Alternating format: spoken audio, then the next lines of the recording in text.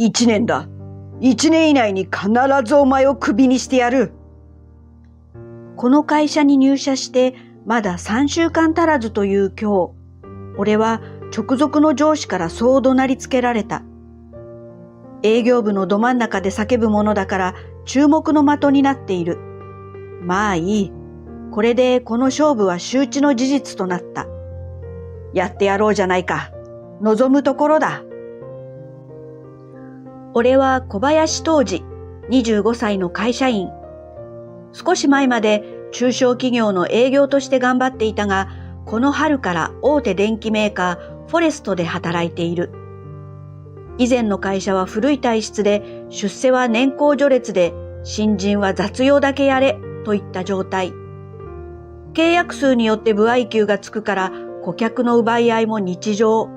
頑張って契約を取っても褒められるどころか疎ましがられる。それ以上そこにいる価値を見出せなくて転職しようと決意した。営業部に配属された新人はみんな大学を卒業したてで俺だけ年上。すでに同期でありながら先輩と呼ばれる不思議な関係になっている。中でも特に懐いてくるのが俺と同じく商店担当の第三営業係に配属された小川翔太。翔太はよく、僕が営業なんて無理です、とぼやいている。翔太は機械音痴なのか、家電製品の機能や使い方をいまいち理解できていない。とはいえ、まだ入社したばかりだし、しっかり指導してもらえればそれだけ早く成長するだろう。そう思っていたんだけど、俺たちの上司である山口係長は何の指導もしてくれなかった。新人の教育は各係長に一任されている。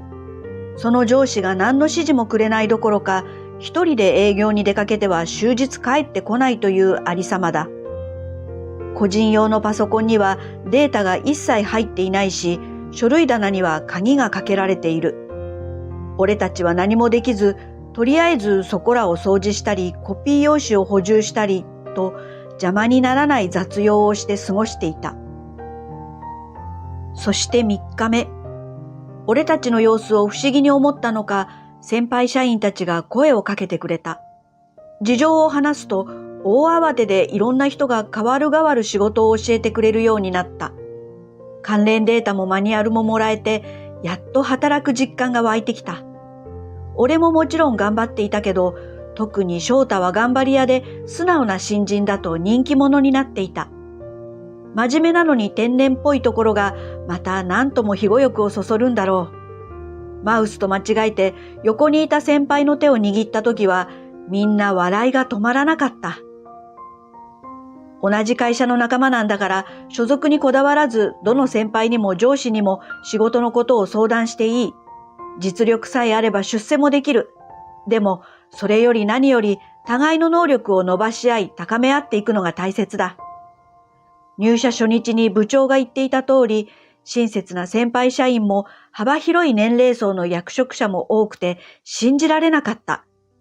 広報部の部長なんて30歳手前だと聞いている。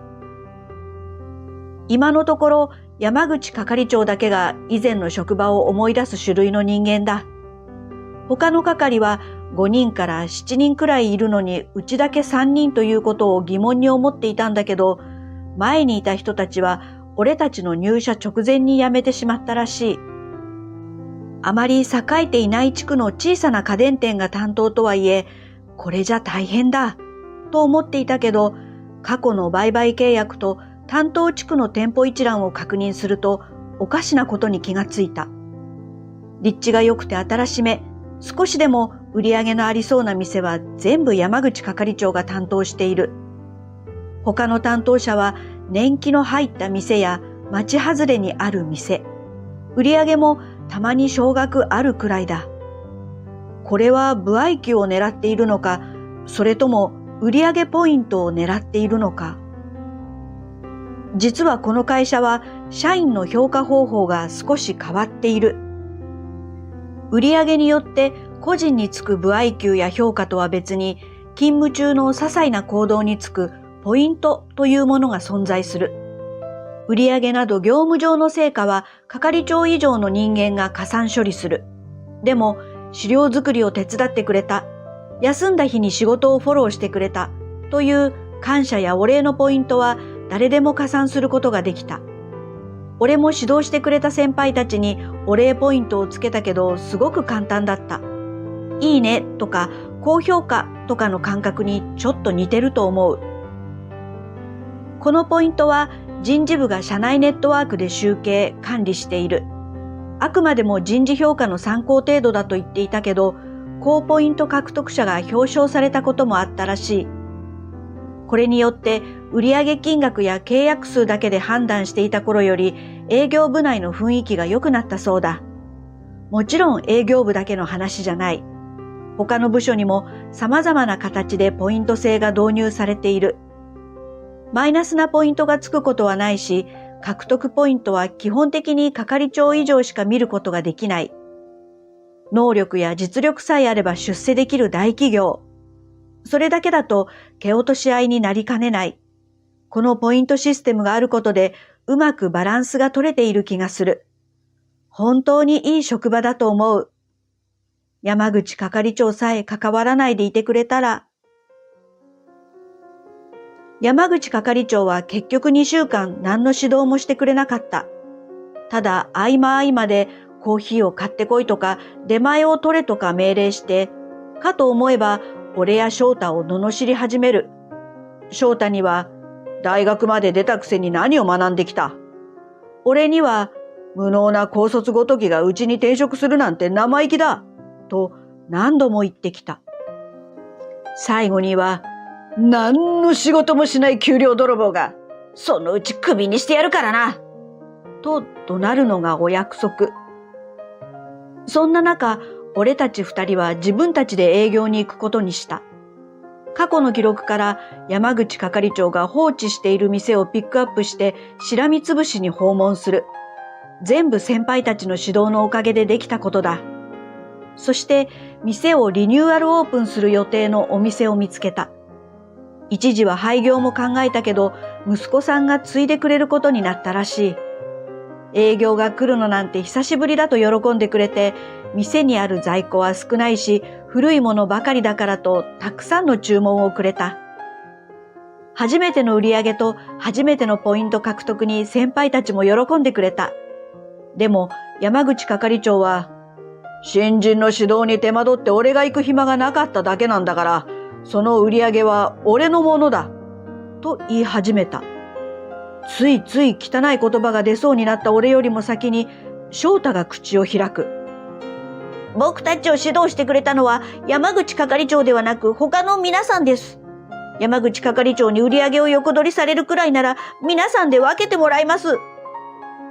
翔太の言葉を聞いて山口係長の顔がみるみる赤くなっていく。横取りとはなんだ。生意気なことを言うな。お前の上司は俺だ。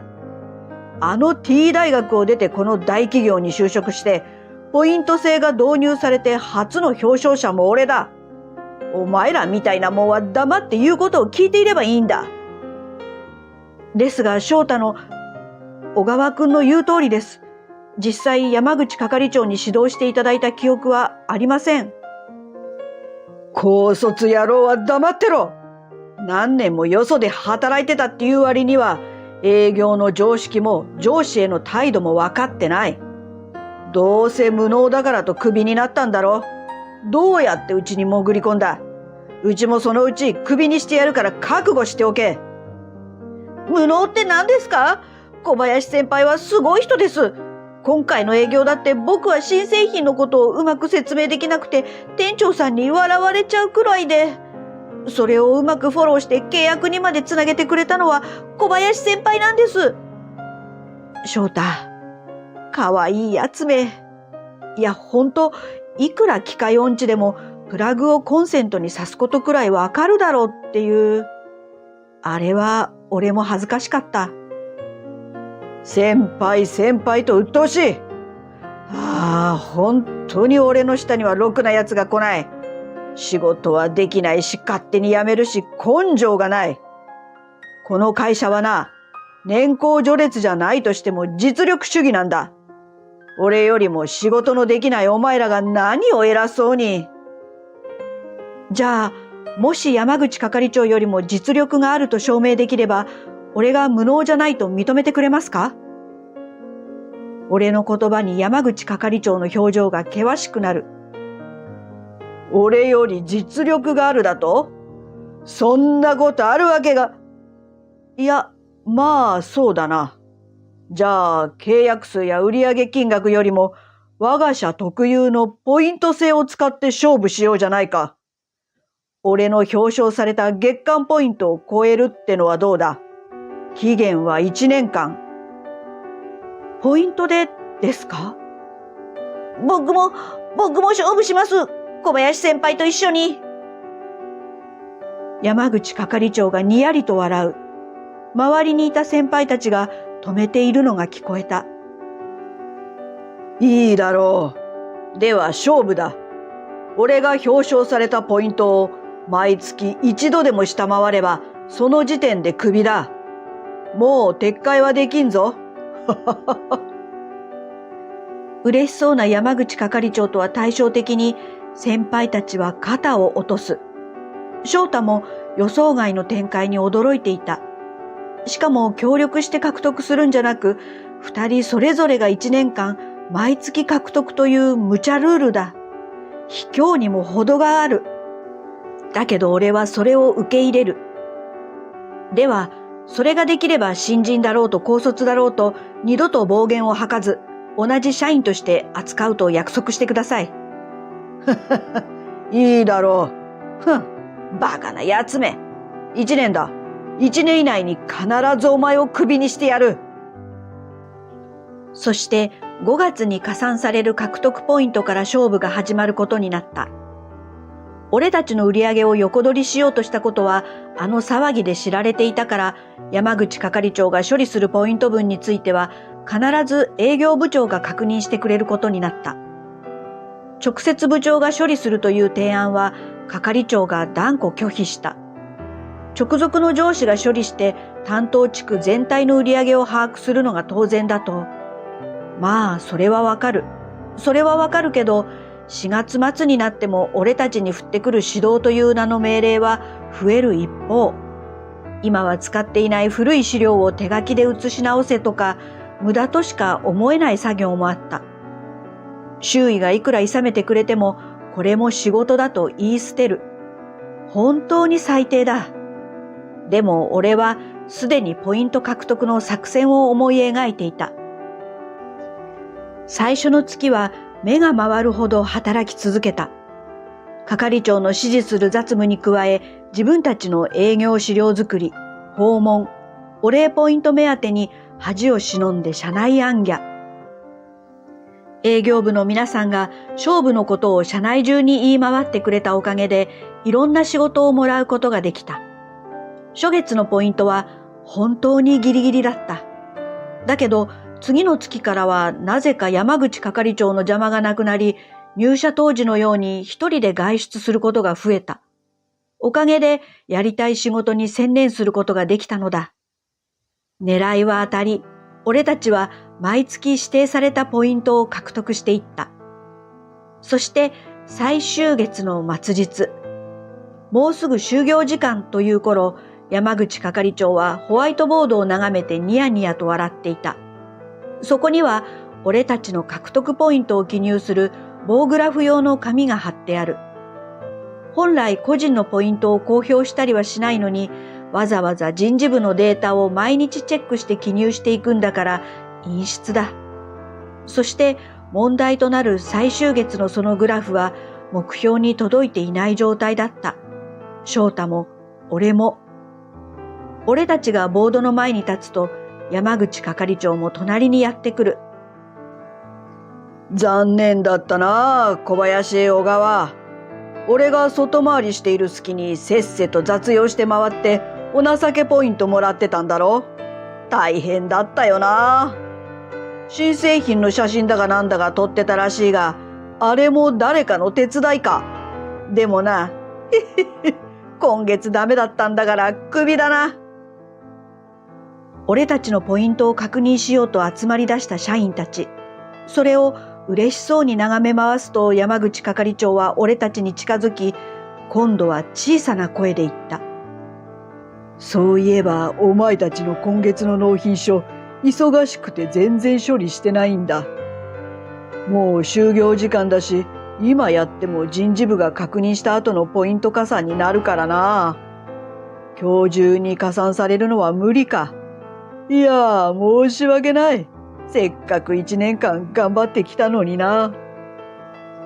いえ、ポイント加算の処理に厳密な期限はないはずですから。それに、そのポイントを加算してもらっても、どうせ目標には届きませんし。高卒のくせに物分かりがいいじゃないか。どうだ。この場で土下座して、これからは売り上げを、歩合もポイントもすべて俺に譲るというなら、首は考え直してやってもいいぞ。小声のまま横暴なことを言い出す山口係長。呆れる俺。そして叫び出す翔太。うわー、そんな土下座しろって言うなら僕だけにしてください。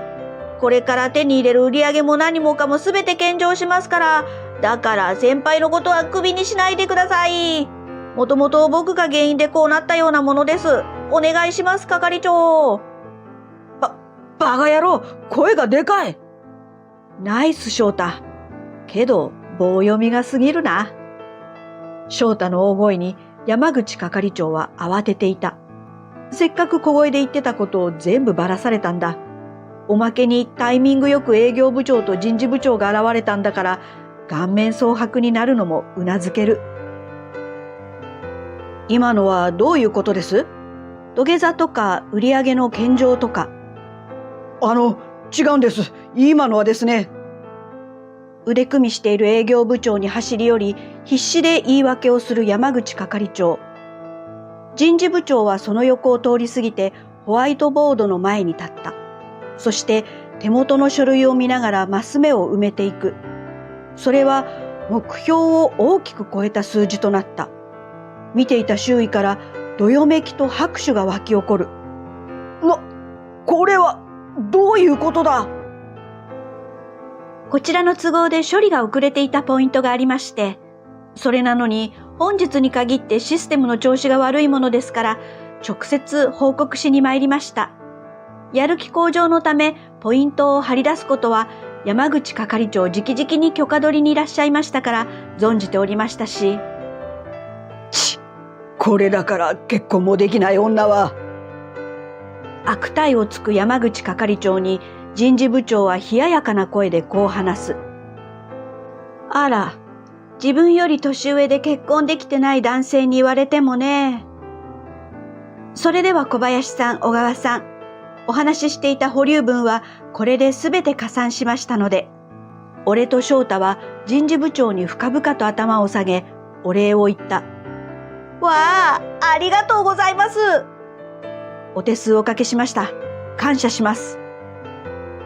この様子を見ていた山口係長はますます声を荒げる。ふざけるな、イカサマだ。俺は保留分のポイント加算について聞いていないぞ。俺たちの作った動画に関連してポイントをもらっていたんです。うちのホームページにも貼っていますが。はあ？なんだ？ホームページなんて社員が見る必要ないだろ。それがなんだって言うんだ。製品紹介やサポートセンターに寄せられた質問に対する答えを動画で撮影してホームページからも見られるようにしていたんです。YouTube にチャンネルを作ってご存知だと思ってたんですけど。俺はああいうのは嫌いなんだ。今の若いやつらはあれだ。ニュースとかでよく調子に乗った映像が流れるだろう。あれが嫌いなんだ。それはごく一部だけです。とにかく俺たちはですね。俺は自分たちのやってきたことについて話し始めた。はじめは動画から公式通販のサイトに飛んで購入してもらった分、ポイントをとか考えて一応許可ももらってたんですけどね。なんだかすごいことになってしまって。ちなみに開発部からは動画のコメントにある製品への改善要望が参考になるとポイントをもらいました。そんな。営業は足を使って働くものだ。そんな映像一つで偉そうに。僕たち数は少ないけど営業周りもしっかりやってました。それに動画は1年で200本近く出してます。リクエストがあれば少し古い製品も扱いました。頑張ったんです。翔太はかなり頑張ってくれた。動画の中で実際に操作して説明するのは機械音痴の翔太。だからすぐに撮影している俺に向かってカメラ目線で助けを求め、そこで俺がこうしてみんなとヒントを出して誘導する。初めて売り上げにつなげたあの時のように翔太に対して好感を持ってもらえればと考えたものだったけど、これが機械に対する苦手意識を持った人たちにかなり響いたらしい。例えば、リモコンを押してるのに反応しませんとつぶやく翔太に対して、電池は入れた？裏の蓋開けてみてと言ってみる。蓋を開けると案の定電池が入っていない。翔太は、入ってません。なんでわかったんですか？と目を輝かせる。あれはまあ嫌いになることはまずないだろう。たまに批判もあったけど、そのうち機械音痴の翔太が成長してると好意的な書き込みに変わっていたし。しかし働きもせずこんなポイントの取り方。やっぱり高卒はやることが汚いな。いや、働いてますって。動画作るのって結構時間かかるんですよ。それに言ったでしょ？俺たち許可をもらってるって。営業部長や人事部長にも相談の上、上層部にも話がいっているので問題はないはずです。それから、あと一ついいですか？なんだ？すっかり勢いがなくなった係長にぐいっと詰め寄る。俺、高校だけじゃなく、慶大を卒業してますから。は？慶大？そんな一流大学。だってお前は新卒じゃなく転職組で、だから同じ年のくせに先輩って言われてるんじゃないのか？最終学歴だって聞いてもごまかしてただろう。先輩呼びは俺だけ年上で会社員の経験があるからだと思いますよ。確かに山口係長に学歴は答えませんでしたけど、それは一族の中で将来うちの会社で働くなら何かを成し得たと言えるまで学歴も血縁関係も言わず隠し通すことっていう決まりがあったからです。何の後ろ盾も肩書きもなく仕事できる人間しか一族とは認めんとかなんとかで。うちの会社ってお前、まさか社長の息子とか言わないだろうな。いや、俺はここの社長の息子ではない。実は甥っ子だ。ちなみに父親は今大阪支社の支社長をしている。けれどなんだか面倒だから言わないでおこう。いえ、違います。なんだ驚かせやがって。それにしても血縁だとばらしたってことは何かを成し得た自信があるってことか。平社員のくせにずうずうしい。やっぱり負けを認めて退職しろ。まだ言うのかこの人は。どう考えてもこの勝負に勝ったのは俺たちの方だろう。山口係長、彼が大卒だろうと高卒だろうと社長の血縁者だろうと、1年間これだけのポイントを獲得し続けるほどの能力と人望があることは確かです。平社員のくせにというなら、ここに社長よりお預かりした事例があります。小林東司さんは営業部第3係係長に、小川翔太さんは同じく第3係主任に。これは準備のための昇進で、近く広報部に新設する映像宣伝課に移動していただくことが決定しています。お二人ともおめでとうございます。人事部長がそう言うと、また拍手が巻き起こった。僕が主任？いいんですか？そんな。いいんだよ。翔太の能力が認められたんだから。翔太はあっという間に先輩たちに囲まれ、もみくちゃになっていく。おめでとうの声も重なって、一気に騒がしくなった。待ってくれ。こいつが係長って、俺はどうなる？ああ、お伝えし忘れていました。山口係長は課長になることが決まっています。課長？そうか、課長か。映像宣伝課長ってことだな。山口さん、勝負が終わるまではと小林さんに止められていましたが、部下に対するパワハラ行為は人事部として見逃せません。そんな権限もないのに首だのなんだのと、処分は次の通り。あなたは6月1日付で資材管理部、資材調達課長に任命されます。すぐに B 共和国支社に飛んでください。目を見開いて固まる係長。そこは確か社員が5人ほどの名ばかりの支社。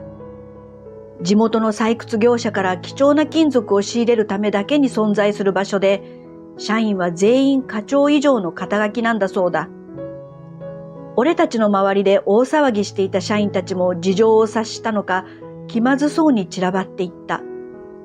俺と翔太もうなずき合ってその場を立ち去り、計画成功の祝杯をあげに行った。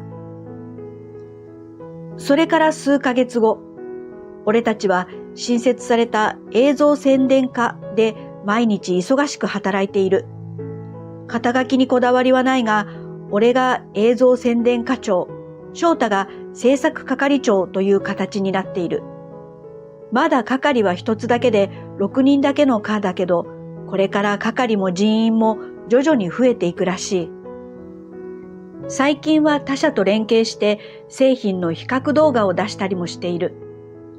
うちの真似をしてもいいかと連絡してくれる企業もあって、なんだか面白い。このまま業界全体で高め合っていければいいなと思う。山口課長はというと、驚くことに赴任先で楽しく働いているそうだ。B 共和国はまだまだネットの普及も電子化も進んでいないため、昔ながらの手作業が必要になる。それがかえって向いていたらしい。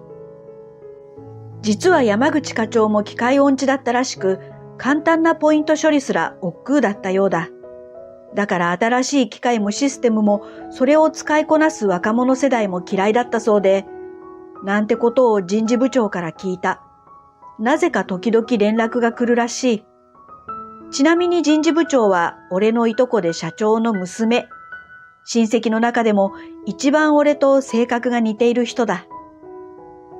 一族で作ってきたここの社風は心地よいし、こんな性格をしている自分のことも嫌いじゃない。わざわざ反抗して別の会社に就職するなんてバカなことをしたもんだ。でもそのおかげで仲間がいる今の状態をより幸せに感じられるんだろう。さあ、明日も仕事だ。俺は気合を入れて残りの仕事を片付けるのだった。